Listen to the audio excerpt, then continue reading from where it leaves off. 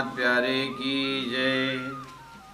ये वाणी गरज तमाज संसार, खोजी खोज मिटावे अंधार। मुड़मति न जाने विचार, महामत कहे पुकार पुकार। महामत कहे पुकार पुकार। बोलो श्री प्राणनाथ प्यारे की जय। साधु हम देखा बड़ा तमाशा, विश्व देख भया मैं विषमय। देख देख आवत मोहे हासा, देख देख आवत मोहे हासा। साधु हम देखा बड़ा तमाशा। बोलो श्री प्राणनाथ प्यारे की जय। साधु बहुत समय से साधु शब्द से संबोधन होते आ रहा है। हम सब फेमिलियर हो चुके हैं कि साधक जो आत्मा परमात्मा के विषय में जिज्ञासा रखने वाले साधक, उनको संबोधन करते हुए प्राणनाथ जी महाप्रभु एक फ्रेंडशिप क्रिएट करते हैं, एक मित्रता कि साधु हम देखिए बड़ा तमाशा, हमने ये बहुत बड़ा तमाशा देखा। कभी कभी हम बाहर घूमने जाते हैं तो कुछ नया चीज़ देखने में आता है, तो आकर के हम अपने साथियों से बात करते हैं, आज हमने कुछ बहुत नया चीज़ हमको देखने में आया। ऐसा करके हम बात करते हैं कि क्या चीज़ दिखाई दिया। तो श्रीमद् भागवत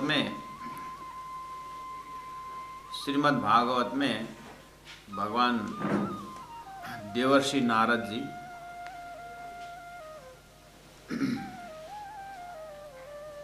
विश्व को, संसार को घूम के भगवान के पास जाते हैं, तो समाचार देते हैं कि मैंने संसार में मैंने क्या क्या देखा। घोर कलयुग देखा मैंने तो एकदम कि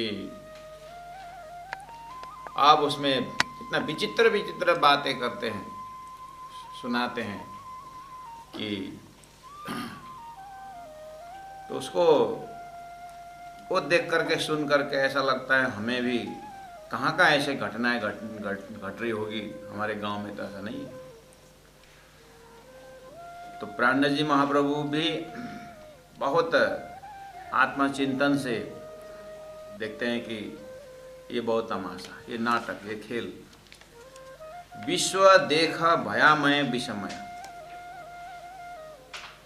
विस्मय का शब्दार्थ होता है थोड़ा सा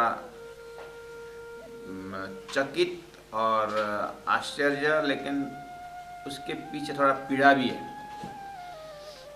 दुख टाइप का। विश्व देखा भयमय विस्मय, थोड़ा दुखमय स्थिति भी है इसके पीछे, और साथ साथ में हंसी भी आती है।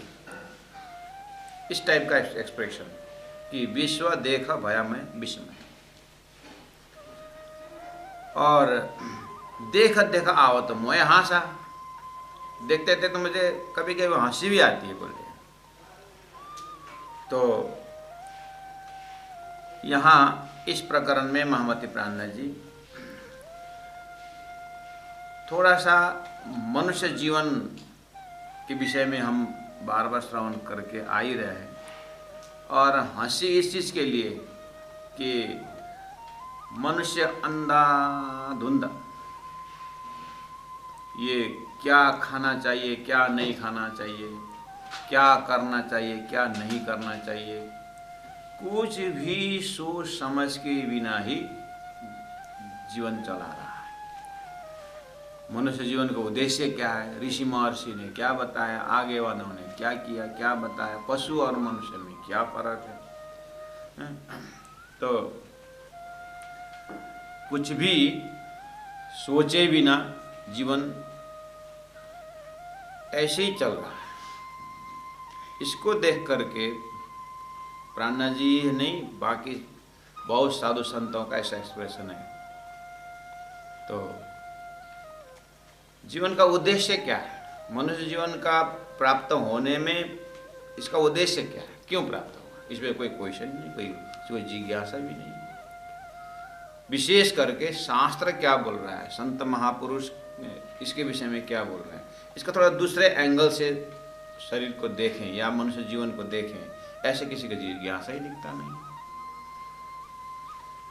सीधा सीधा लकीर की फकीर की तरह चल रहा है। तो रन्ना जी कहते हैं, विश्व देख भयामय विस्मय और देख देख आओ तो मैं हाशा। सुंदर साथ जी, अब इसको चौपाई तो बहुत सिंपल है,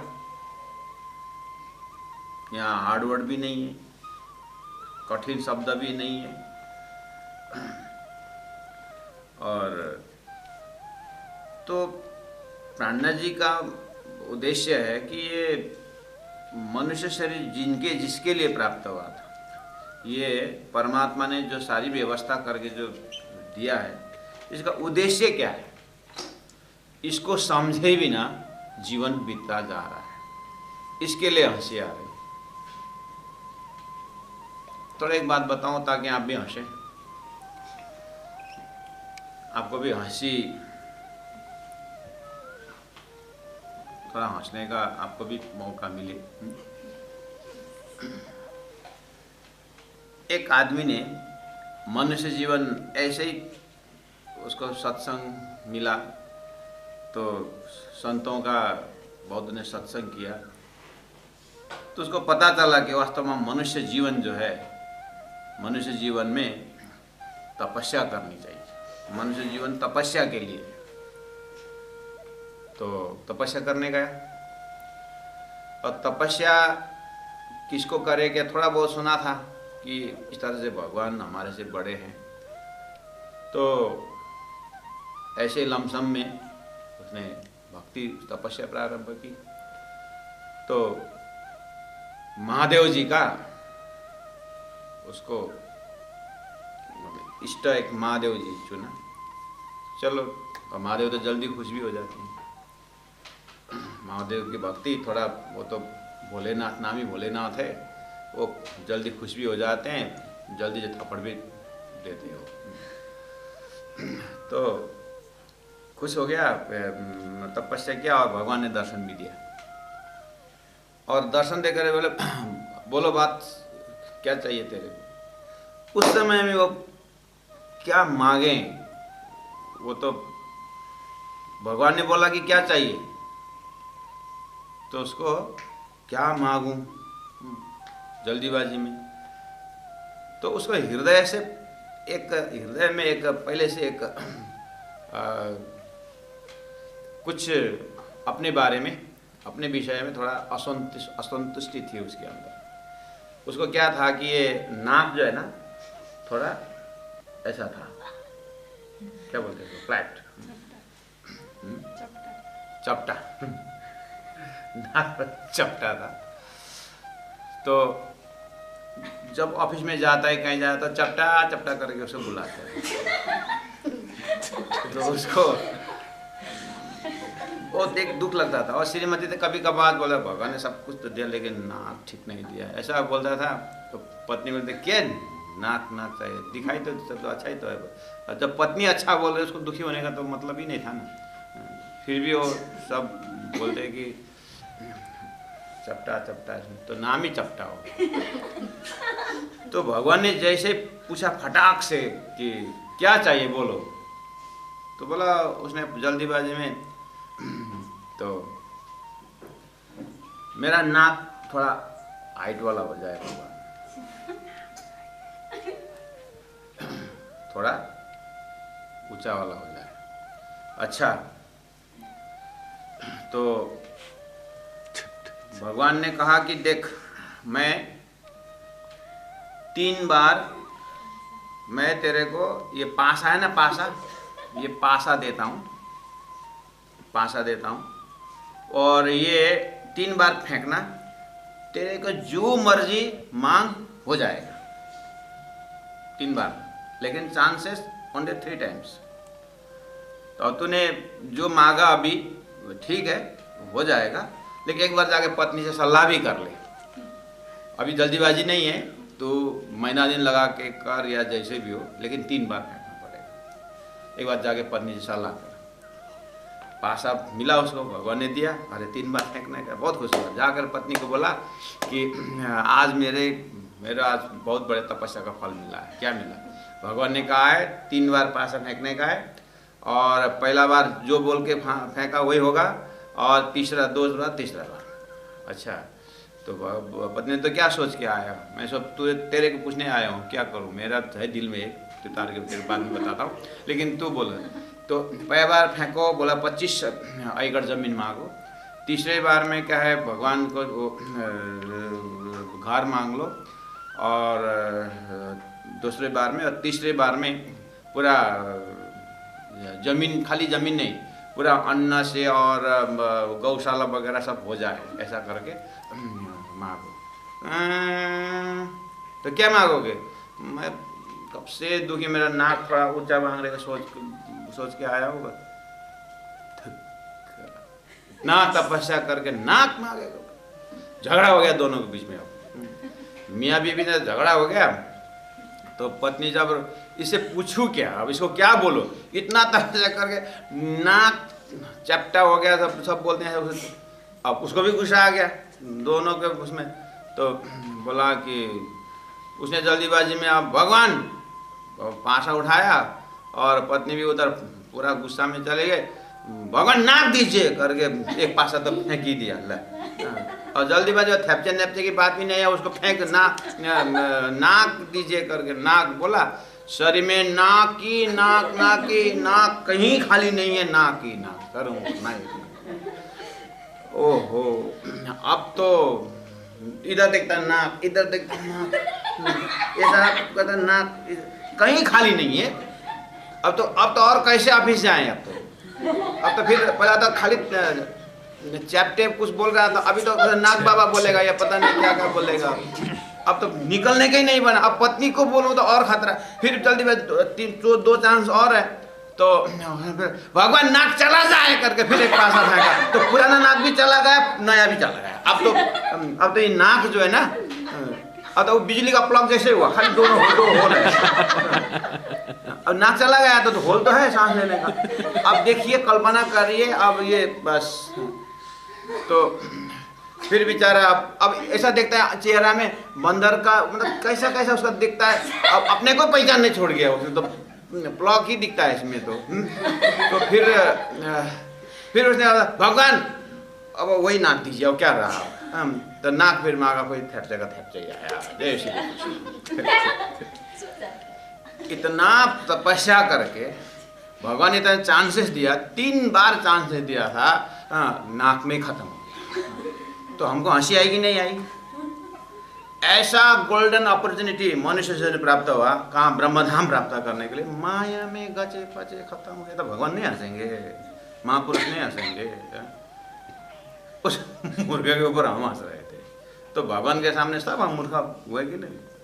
84 लाख यूनि वो करके पार करके नरक से कहाँ से बचा करके परमात्मा ने इस शरीर में लिया, पहुँचा दिया।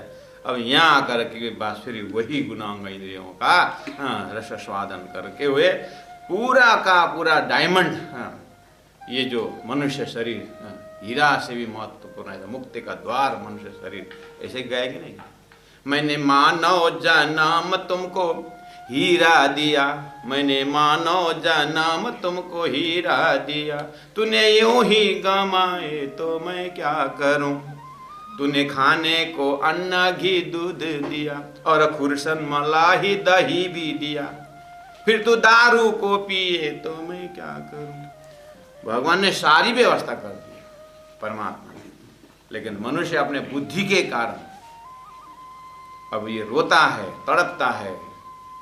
तो ये सारा माहौल को देख करके महामती प्राणा जी कहते हैं, देख देखा आवत मोया आशा।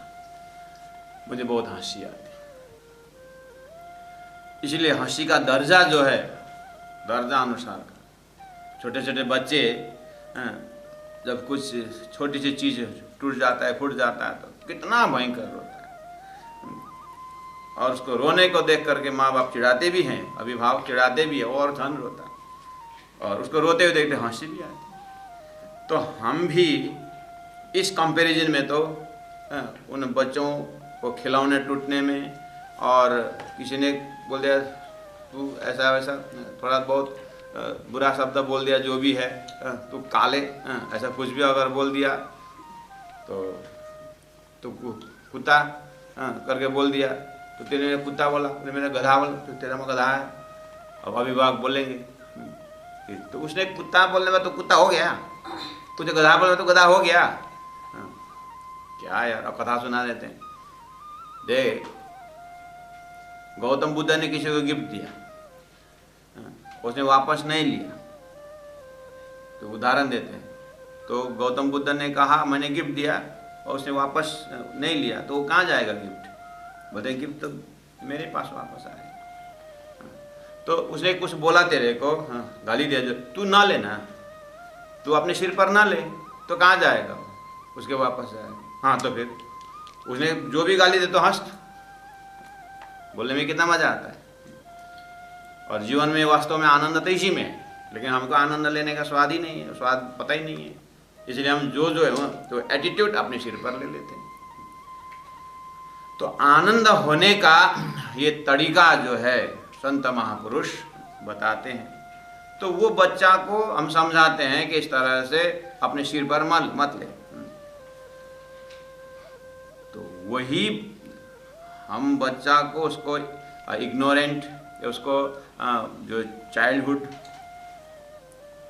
उसको बचपना, अब बच्चा ये तो बचपना ही, लेकिन हम उसके आगे परमहंस हैं, उसके कंपैरिजन में हमें हंसी आती है। बस हमारा आयु जो है 100 ईयर्स मान के चलो, तो ये 100 ईयर्स हमारा मस्तिष्क में क्या का इंटरप्रिटेशन होता है संसार में, वो लंबी आयु फ्रॉम टाइम इमेमोरियल, यानी उस समय से भी परे, जिनको समय का भी जो मालिक है, वो अनंत समय वाले परमात्मा हमारे छोटी सी आयु वाले हमारे क्या क्या एक्टिविटी को देख करके परमात्मा कितने हंसते होंगे। वो छिपकी लिए ना ऊपर छत में होती है ना, वो क्या सोचती है, अगर मैं पैर से ऊपर इसको छत को अगर सपोर्ट न करूं तो ये गिर जाएगा। हमारी यही आदत, अगर हम ना करें तो, अगर हम घर में अगर हम ना हो तो घर कैसे चले? अगर हम इस ऑर्गेनाइजेशन में, इस पद में मैं ना हूं तो कौन संभालेगा? तो चिंता नहीं है वो, हमने तो कौन कर रहा, ऐसा होगा, चिंता का विषय भी नहीं है। तो ये सब घर में, ऑफिस में, व्यवहार में, कहीं कहीं एकदम घर में से ही देखना होगा। बाहर में लोग आप सत्संग में नहीं आएंगे, फुर्सत ही नहीं, तीर्थ ही नहीं जाओगे, तीर्थ 15 दिन हमारे बिना कैसे चलेगा? तो ये जो एक वुमेन साइकोलॉजी, इसको देख करके महामती प्राणा जी हंसते हैं, हम ही हंस रहे हैं। अभी अभी बेचारा इतना मनुष्य चले पाया, तपस्या किया, सब किया, 3 दिन बाद वो भी दिया, चांस भी दिया, नाथ हम इतना तारतम महामंत्र दिव्य परम धाम से जो तारतम आया परम धाम पहुँचने का, तो हाथ जोड़ते हैं, तारतम महामंत्र जाप करते, हे राजी महाराज, इस बार का जो टमाटर का फल अच्छी तरह से लगे। जो भी हम संसार में जब रहते हैं तो हमारा एकदम गुणांग, इंद्रिय, मन संसार से बिल्कुल बधा हुआ रहता है, इसलिए हमारा मस्तिष्क उससे आगे जाता नहीं है। इसीलिए तो महापुरुष का सत्संग जरूरी है, ऐसे तारतम वाणी ज्ञान की जरूरत है कि हमारा चिंतन इससे बाहर निकल सके। तो एक आदमी ने ऐसे ही तपस्या किया, तपस्या करके भगवान ने उसको 1 महीना के लिए पारस दिया। 1 महीने के लिए मैं पारस देता हूँ, तो जितना धन कमा ले, 1 महीने में मैं आऊँगा, वापस करना पड़ेगा। खुश हो गया, महीना नहीं तो कितना कमाता हूँ। तो दुकान में गया, पारस का काम क्या है, लोहा को सोना बनाना है, 1 महीना टाइम दिया हुआ है। तो फ़ोन करके लोहा वाला को पूछता है कि भाई लोहा का रेट क्या चल रहा है? अभी 45 चल रहा है, कुछ घटने का संभावना है क्या? हाँ, 1 महीना में करीब करीब 10 रुपये कम होने की संभावना। अच्छा ठीक है, 1 महीना लगेगा? नहीं, थोड़ा हम इंक्वायरी करते रहना, 38 तक आने की संभावना है। अच्छा 38 तक आने की संभावना है।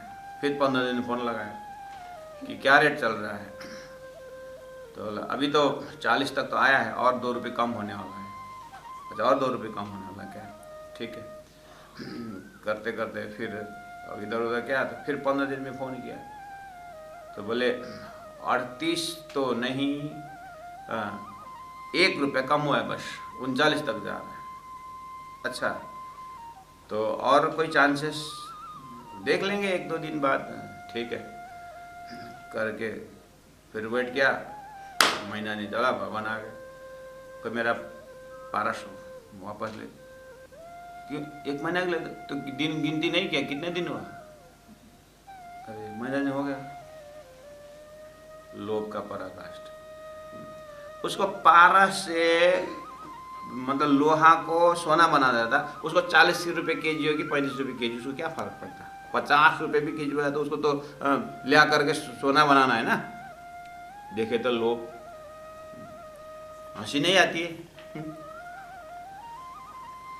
प्राणनाथ जी बोले ऐसे हमारे दिमाग। हमारे एक पंडित जी जामनगर में कहते थे, कोई एक व्यक्ति, वो जामनगर में अदरक का जो रेट है वो 40 रुपये था अदरक, और पोरबंदर में 20 रुपये था। वहाँ से 3 घंटा का रास्ता पोरबंदर। अरे वो पोरबंदर में 20 रुपये केजी करके गया बेचारा पोरबंदर अदरक खरीदने के लिए, और सुबह निकला और दूसरे दिन आया पोरबंदर से अदरक लेकर के। लाया तो कितना लाया? 1 केजी लाया। तो 1 केजी अदरक लेने में उसको 20 रुपये बोलता है कि मैंने वहाँ से 20 रुपये की जगह यहाँ तो 40 रुपये पड़ता है। 2 दिन गया, वो देखता है नहीं, और 200 रुपये भाड़ा लेके गया। 200 रुपये तो ट्रेन का भाड़ा लगा जाने आने में है, और 20 रुपये कमाया बोलता है। तो हंसी नहीं आती? कहाँ परम धाम प्राप्त करने वाला मनुष्य शरीर लेकर के माया बटोर रहे हैं, तो परमात्मा हमारे से नहीं हंसेंगे। इसीलिए प्राणनाथ जी बोलते हैं, मेरी मेरी करते दुनि जात है, बोझ ब्रह्मांड सिर लेवे। मेरी मेरी करत दुनि जात है, बोझ ब्रह्मांड सिर लेवे। पाऊ पलक का नहीं भरोसा, पाऊ पलक का नहीं भरोसा, तो भी सिर सरजन को न देवे। देखा बड़ा तमाशा साधु हम, देखा बड़ा तमाशा। विश्व देख भया मैं विस्मय, देख देख आवत मोहे आशा। देखा बड़ा तमाशा। मेरी मेरी करत दुनि जात है। छोटा सा कम आयु, इतना आयु मिला हुआ है, उम्र मिला हुआ है, बस ये भी मेरा वो भी मेरा, मेरी मेरी करत दुनि जात है। सारी दुनिया मतलब संपूर्ण मनुष्य जीवन सब पूरा कर देते हैं। और बोझ ब्रह्मांड सिर लेवे, सारा सृष्टि में ही संचालन कर रहा हूँ, बस मेरे के बिना दुनिया चलती नहीं है। और इधर समय देखो, पाऊ पलक का नहीं भरोसा। यहाँ से निकलने उठने के बाद आगे कितना श्वास है ये पता नहीं चलता, ये पता नहीं है। तो भी फिर भी ये सिर सर्जन अर्थात मालिक को न देवे, परमात्मा के सामने झुकता नहीं। ये सारा प्राणनाथ जी महाप्रभु ये सब बताने के पीछे क्या है कि मनुष्य शरीर का मुख्य उद्देश्य है परमात्मा को प्राप्त करने के लिए, अपने अस्तित्व से मिलने के लिए, और अस्तित्व को मिलने के लिए इंस्ट्रूमेंट वही है, शरीर यही है, गुणांग इंद्रिय यही है। इसी से ही हमें ब्रह्मानंद का अनुभव करना है, और विषयानंद में सारा खर्चा हो रहा है। यहीं पर कहीं गड़बड़ हो रहा है, और परमात्मा ने नहीं बताया और महापुरुषों ने करके नहीं दिखाया, ऐसी बात नहीं। तो लापरवाही जो अपने को देखते हुए परमात्मा इस तरह से हंसते हैं। गुनाहों का इंद्रिय यही है। डॉक्टर के पास अगर छुरी हो तो जीवन दान देता है, लेकिन वही छुरी अगर चोर के हाथ में गया तो जीवन समाप्त कर देता है। ऐसे ही हम तो चोर हो गए, अर्थात परमात्मा ने उनको प्राप्त करने के लिए दिया हुआ जो सामग्री है हमने चोरी करके माया में लगा दिया है। तुझको तेरा अर्पण करना था, लेकिन हमने माया को अर्पण कर दिया, स्वार्थ के लिए कर दिया। तो सिरले काम करे माया। और तो क्या अब मेरी मेरी करे बिना संसार चलेगा? अब प्रैक्टिकल में जाए। अब साधु हम देखे बड़ा तमाशा, विश्व देख भयामय विषमय, देख देखा और तो मोह हासा। मेरी मेरी कर तो नहीं जाता है। तो कोई भी चीज को, छोटी सी बात है, शरीर में हमने सबसे छोटा, जब से हमने कपड़ा भी खरीदा, जैसे हम छोटे थे तो कपड़ा ही खरीदा, अगर उसमें ये मेरा है, ये अपनापन ना आए तो लापरवाही हो जाता है। तो हम माता पिता कितने गाली भी देते थे, डांटते थे, तो अपना कपड़ा को नहीं संभालता है, अपने जूता को नहीं संभालता है। वो हमारे कॉन्सेप्ट है कि ये मेरा चीज है, ये संभाल के रखना होगा। तो वही कॉन्सेप्ट बड़ा हो गया। अब ये मेरा ऑफिस है, हाँ, मैंने इसको स्थापित किया हूँ, ये घर मैंने बनाया, ये घर मेरा है। हाँ, इस तरह से अगर अपनापन ना हो तो चलेगा। लड़का अपनापन, पिता अपनापन करके इतना इकट्ठा किया और लड़का दानी बन करके सब देता जाता है, बांटता रहता है। तो फिर उस घर का क्या दशा होगा? पिताजी क्या बोलेंगे? इसने दुख कष्ट करके जो कमाया रखा है और ये बस दान करता है, बांटता है, इसमें मेरे कमाई में इसका अपनापन है नहीं, इसका मेरापन है नहीं। तो सारा समाज, सारा घर अव्यवस्थित हो जाता है। तो अब ये ब्रह्मण्य जी का जो थीम है प्रैक्टिकल लाइफ में लागू होगा। यहाँ तो एक प्रकार का निंदा दे रहे हैं, एक प्रकार का मेरी मेरी करत दुनी जात है, बोझ ब्रह्मांड सिर लेवे और पाव पलक का नहीं भरोसा। तो क्या पल पल में मृत्यु को दिमाग में लेकर काम चलेगा? थोड़ा सा पानी उठा रहे, बाद में तो मरना पड़ेगा। थोड़ा सा भोजन मुख में, अरे मरना पड़ेगा। कहीं ऑफिस में अपॉइंटमेंट के लिए, अरे मरना पड़ेगा। काय को अपॉइंटमेंट?